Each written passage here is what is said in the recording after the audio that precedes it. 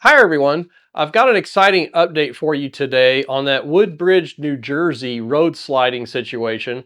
I did a previous video about this, and unfortunately I was having to rely on some local media footage, and their drone footage and other photography focused in too tightly on the roadway itself. Really couldn't get a handle on what was going on in the overall area. And I had a theory that there was work related to perhaps excavation for this nearly million square foot warehouse facility that was under construction, and others at the site indicated as much. And the mayor there of the township said, "Oh no, don't jump to conclusions," when it was pretty obvious that there would likely be an influence from that construction. So I did a lot more digging, and I'm going to present a lot of detailed information from geology, geological engineering, and other sources of information. So this is what I'm talking about. This was a nearly quarter-mile long crack with several feet of offset, both horizontally and vertically, that developed in the early part of September 2025. I'm recording this video on October 7th, 2025. And for this video, I commissioned a drone flight with Aerocentrics, and I paid for this drone flight, but they did such a great job, I wanted to give them a shout out. They're based out of Clifton, New Jersey. So let's just play some of this drone footage. You can see the overall site construction here. Okay, this drone flight right here is going to the east along Smith Road. You can see the bare ground for this Raritan Logistics Center construction. And you can see where they've filled in the crack with some asphalt to keep water from running into the crack and exacerbating the sliding, which was a good temporary move. You can see still have the tree line between the roadway and the lower level for this site for the logistics center. And then we're going to go back the other way here. We're going to go to the west. You see the logistics center area is off to our left where all that bare ground is. They've had this road closed now ever since this crack developed about the second week of September 2025. It's been a major disruption to traffic in the area. And we're coming up on the major area of cracking right now. They temporarily had to evacuate the occupants of these residential units just to the north of this crack as a precaution until they got a handle on how much movement there was and whether the movement had subsided, at least on a temporary basis. And I understand the residents have been allowed back into their units. So let's go back in here, flying west again.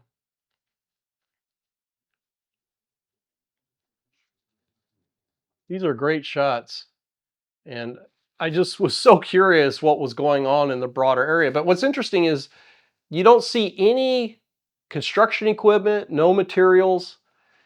It looks like they're in for a long shutdown. So it would appear that the contractor that's doing the site development and related work for this logistics center has fully demobilized. All right, so this is a better view of the major area of movement for this location. Now I went back, I was incorrect that this bare area was because of recent removal of tanks. This Google image goes back to 1995, and you can see there are no tanks in that area that I've circled in red. And then all the tanks are there in April of 2024. And in April 2025, they've all been removed. And then they broke ground in June of 2025 for the development of this logistics center. So another thing that I did to support this video is I reached out to Value Space, and they were gracious enough to perform, as a courtesy, another satellite-based INSAR analysis to see if there were any indications of movement in advance of when this roadway cracked and had to be shut down. And they came up with some quite interesting results. So the area of major cracking closest to these residential units was between the streets of Florida Grove Road and Judy Drive. Judy Drive is just to the east of Florida Grove Road here, and I've circled it. Those units are rather close to the area of these former tanks, only about 240 feet away. So these points reflect satellite data collected by ValueSpace for this study, and they identified two areas of movement that predated the noticeable cracking of the road. I say noticeable, the major cracking that led to its closure. Okay, so I'm going to come back into the details of this INSAR analysis, but first I want to mention I received a copy of the geotechnical report for this Raritan Logistics Center from a confidential source. I also received some site grading drawings from this source, so I really appreciate that. People reaching out to me with information like this really enhances the quality of these videos, and I really appreciate it. So we can see this geotechnical report was prepared by Whitestone for the developer for this Raritan Logistics Center, and that's Brookfield Properties. This report's dated April 2nd, 2024. I want to show an excerpt from that report that indicates their overall scope here. The scope of the explorations and analysis included the subsurface exploration, field testing and sampling, laboratory analysis, and a geotechnical engineering analysis and evaluation of the subsurface materials. This report of supplemental geotechnical investigations is limited to addressing the site conditions related to the physical support of the proposed construction. Any references to suspicious odors, materials, or conditions are provided strictly for the client's information. Okay, so at that end there, they have a disclaimer about environmental responsibility. They're disclaiming that. But I do want to point this out. Whenever I do geotechnical reports, and this report was limited to providing foundation analysis and characterization of the subsurface strictly for the warehouse and an above ground parking garage. This report didn't address overall site development, construction of retaining walls, that sort of thing. And when I write geotechnical reports, I'm very explicit about what I exclude, just because if something happens like, oh, the roadway sliding down the hill and having to be closed with perhaps millions of dollars of repairs, I wouldn't want somebody coming after me saying, well, hey, you didn't address that in your report. I'm not saying they had any culpability here at all. They're clear about what their scope is, but in terms of what I do for reports, I'm also explicit or more explicit in what's not included in the report, just to avoid any unnecessary or unfounded claims of liability. And out of the report, they describe the site geology. The subject property is situated within the Atlantic coastal plain province of New Jersey. Specifically, the site is underlain by the Raritan Formation, which typically consists of clay silt overlying quartz sand. The overburden materials within the majority of the site include weathered coastal plain materials and late Wisconsinian terminal moraine deposits, as well as rawway till. This is the boring location plan. I'm going to focus on these borings here, say SB13, because that's very near the area where the roadway slid and separated. Now let's go through the details of this SB13 log, give you an idea of the materials out there. So we've got an upper 7-foot thick zone of silty brown clay with gravel. SPT blow counts range from 1 to 14, so quite low. Then we get into some gray sandy clay, blow counts around 14 to 20, and then same materials above with a spot of 8 blow per foot material. Not the greatest material from a stability point of view. Now let's go back to these two zones that ValueSpace identified as having indications of prior movement. One of the interesting things that they did is brought in geology layers from the New Jersey Geological Survey and superimposed their analysis, their INSAR analysis, on these other layers. And I think it's really a great tool and an interesting analysis that they performed here. But this is color-coded map underlying their data points showing the superficial geology. And so the purple is the till of the terminal moraine, and then the green indicates Cretaceous deposits, mostly sand, clay, and marine sediments of the Atlantic coastal plain, laid down by rivers, deltas, and shallow seas. Then we've got these lower layers here. The purple is the Magathy Formation. Cretaceous consists of quartz sand. And then on the green is the Raritan Formation. And that's the layer that includes this clay. And I understand in the past this clay was used for pottery and ceramic applications. And this is an intersection between the surface geology and the lower geology. And it's quite interesting how the areas of interest are in this specific zone. So the intersection of the glacial till over the Raritan Formation coincides with these two areas of interest based on the INSAR analysis. So Value Space went back and looked at a baseline study, which is what they typically do. They'll go back 3 or 4 years. They went, in this case, back from May 2021 to April 2024, which predates most of the early movement, and you can see it's a rather flat baseline in terms of the deflections in this area. In the green shading here, this rectangle. Now moving over to this area of the blue rectangle, we do see a trend of some uplift over time. Again, that same time period, May 2021 to April 2024. Now, if we look at what's happening here, we see some trends with some settlement here starting in October 2022. It's very subtle. I mean, those movements really pick up in 2024 and change dramatically in August of 2025. See that change in direction, which is certainly noteworthy. And that movement predates the large scale separation of the roadway that led to its immediate shutdown. And this uplift area. I suspect that this is some material just piling up at the toe, but is indicative of some movement. It just hasn't affected the upper roadway in terms of settlement. And you see the trend of rising ground surface over this period from October 2022 to September 2025. And this is a map of differential movement. And again, we see the greatest differential movement in these circled areas where I showed you the individual plots. So in a nutshell, there were some early indications of movement that predated the failure of the roadway.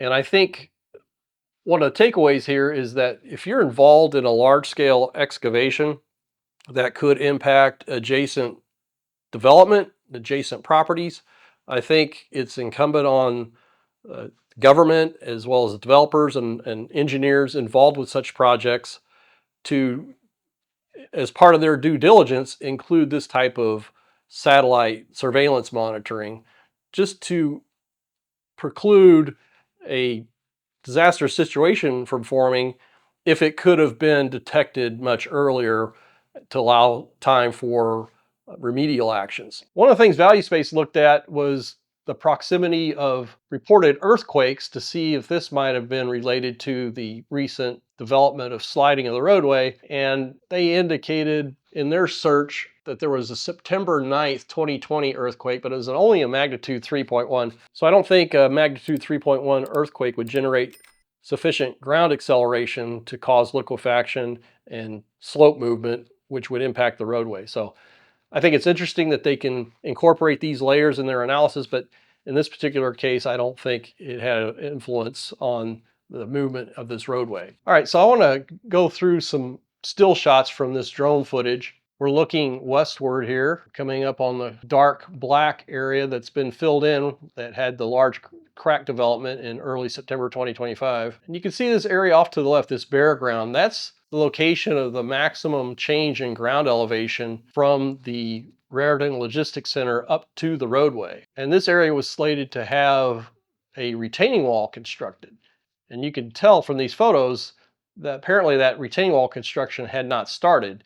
Simply the excavation work had been ongoing. And as I stated in my previous video, I suspected that excavation as part of site development essentially removed the toe of the slope or a portion of it, which led to instability and movement, which caused overall slope failure and formation of a scarp in the middle of the roadway. And you can see here some clay washout. They clearly did a boring here. You can see the geotechnical drilling rig there off to the west. So they're clearly coming in to do additional investigations once this problem developed to figure out what may be going on. But it's actually very close to existing borings that they had. And this is another view of the overall area. So there's about 50 feet of grade change between the final floor elevation of the proposed warehouse, which is elevation 30, up to the roadway in this area of cracking, which is near elevation 80. So again, 50-foot difference. Doesn't look that steep from these images. Okay, this is a view looking off to the south. Now I want to touch briefly on some more details of the proposed construction. This is from the Geotechnical report. Based on the aforementioned overall grading plan and ISOPAC plan prepared by Langen, the proposed redevelopment is anticipated to include demolition/removal of the existing barrels, structures, and construction of an approximately 971,000 square foot footprint warehouse and approximately 41,500 square foot footprint 3-level to 4-level parking deck. And towards the bottom here, the western portion of the building, approximately 1/3 of the building footprint will require fill placement of up to approximately 2 feet. The central portion of the building will require fill placement of up to 8 feet, and the eastern portion of the building, approximately 1/3 of the building footprint, will require fill placement ranging from approximately 12 to 18 feet. So they have the potential for differential settlement there. Per the geotechnical report, they were planning to implement a program of settlement monitoring after fill placement, and then once settlement had reached acceptable levels, then they would complete their construction. And they anticipated that that settlement would take 12 to 18 months to be largely completed. Now, one of the things I want to point out here, these are some still shots from some of the news coverage in early September. And this was actually pointed out by some of you viewers where you can see this scarp, this crack in the roadway from the sliding down into this excavation for the logistics center. And you can see darker black areas where this looks like this had previously been milled and repaved. And these are the cracks before they were recently filled in. And you can see better that it does appear to have been previously milled. I was trying to get a timeline for this. I went to Google Street View, and it looks to me like this was done in the last year or so. I had one of my staffers reach out to the township of Woodbridge, New Jersey to get more information, and we couldn't get a hold of anybody there. They weren't answering their phones. This is the geotechnical drill rig that I mentioned earlier. It doesn't appear that they've installed any instrumentation. In my previous video, I suggested that they install one or more inclinometer casings, and this probe goes inside slots in this casing. The casing's drilled through the soil into the zone or throughout the zone of interest, so you can determine which locations within the mass of soil are sliding. And you have this probe with accelerometers in it. You lower down the casing and you can get plots like this that can indicate discrete zones and magnitude of movement. But again, it doesn't look like they had installed any casing in that geotechnical boring that they performed. So to recap here, the takeaways are that INSAR analysis could have provided an early warning as to what could have happened with the sliding at this project location. Also, it appears that if there were earlier repair efforts by the city to mill and refill the paving in these crack zones, someone should have perhaps realized that there may be a bigger issue involved here. As some of you have noted, who may be responsible for this situation? And a lot of times when cities grant building permits, the risk is still on the contractor or the developer. Although I think the city still have a responsibility, clearly, to protect their infrastructure. I mean, there's major impacts, major costs involved now because of this sliding and cracking of the roadway. So I wonder to what extent responsibility will be asserted for the various parties involved with this construction. The geotechnical engineer clearly indicated that they were only dealing with the building and the parking garage. I don't know who the contractor retained to install the retaining wall. I shy away from doing geotechnical engineering for retaining walls, and there's a lot of reasons for that. But a lot of times you'll have a retaining wall supplier, but they exclude the overall stability analysis, global stability analysis for that wall. So whoever builds the wall has to get a wall supplier, but then they have to find a geotechnical engineer to do that analysis. And I've been approached in the past to do such analysis, and only times I've ever done it, I insisted on being out there during construction to make sure that it was constructed in accordance with plans and specifications and my design assumptions for the global stability analysis. But in more recent years, that's just way too much liability. I don't even want to deal with it. So I would be curious to know